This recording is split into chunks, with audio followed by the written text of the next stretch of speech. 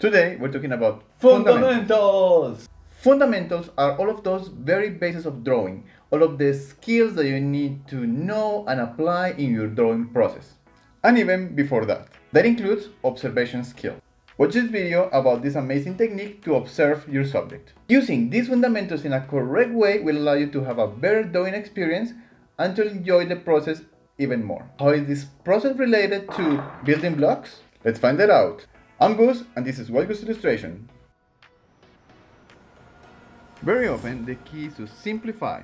Simple ideas, simple shapes. That is where building blocks are extremely useful. When we use building blocks, we stick to the very few options that they give us. It can go from just one shape to about 6 or 7. We can build multiple shapes and objects with just those few options. And it is okay if it is not perfect. We go with the flow and feel very proud to create these shapes. Gravity can be a problem though. What if we apply exactly the same thinking into our drawing? A very common mistake seen in kids or even in adults with not much drawing experience is that they overcomplicate shapes. This shape, for instance, is very complex, and this is what most people would do. Look at the subject and try to draw the final shapes and lines from the very beginning. Another common mistake is not thinking of your space. You may start drawing big shapes just to find out that you won't have enough space to finish the picture. Using simple geometrical shapes in your picture is very useful. First, they are simple, and most people knows how to draw them. Just these 4 simple shapes are enough to create any picture. All you need is to be able to draw these 4 shapes. Whenever you draw a picture, simply put those shapes as if they were building blocks. A circle here, a triangle there, a rectangle over there. Boom! Your base picture is ready, and all you have to do is to improve the lines over this. If I'm drawing a giraffe with building blocks, I would possibly go with something like this. Some rectangles and a triangle. I just mind the shape is quite similar. Long neck, long legs, small body, small head, period.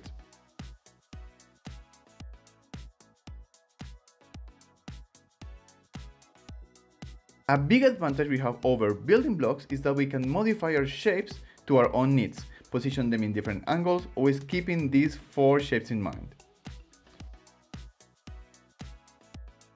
We can twist or bend any of the shapes. You will normally go through a 3-step process, at least. First thing to do is to make sure our image is going to fit in the space. For my giraffe, half the space is for the body and the other half is for the neck and the head. So I mark that out. The next step is to check that I'm using just the necessary shapes to create the main figure. No details yet. In this case, a rectangle and a few triangles are enough. Before going to any further step, you need to check that the general shape is correct. The object looks like its simplified version. Check that all angles are correct, and finally check the proportions. How big should one part be in relation to another? When all of this is checked, we can go to the next step. We continue using simple shapes with or without modifications. Cut some parts, add little bits, but stay loyal to your simple shapes.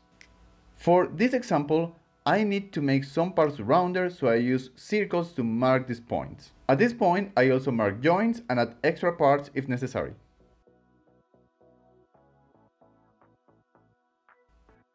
When all my guide shapes are in place, I can move to the last step. We use all our guides to give the final shape to our subject. Here, we focus on lines. We want good line quality to make the picture look clean. Using overlapping in your lines helps you have more variety and avoids you from having a very long continuous line that will be very hard to draw.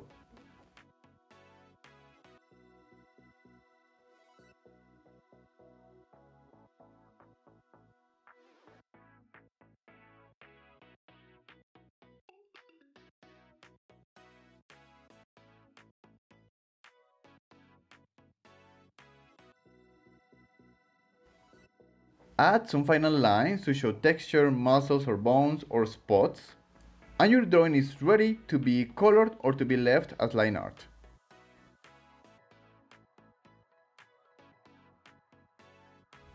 Now that you know the basics, you can use those simple shapes, turn them to different angles, overlap them differently to have a different variation of your picture. And always remember, the most important thing is not to end up with a perfect picture, but to have fun doing it.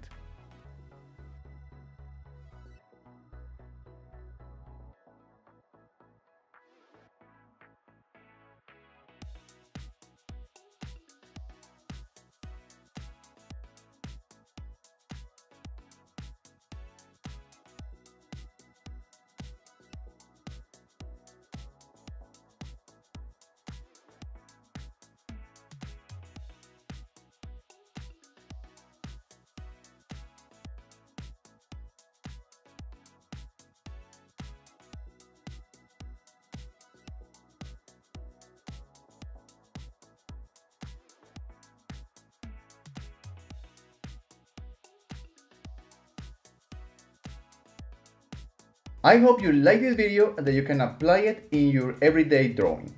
Remember to like this video and subscribe to the channel. Adios!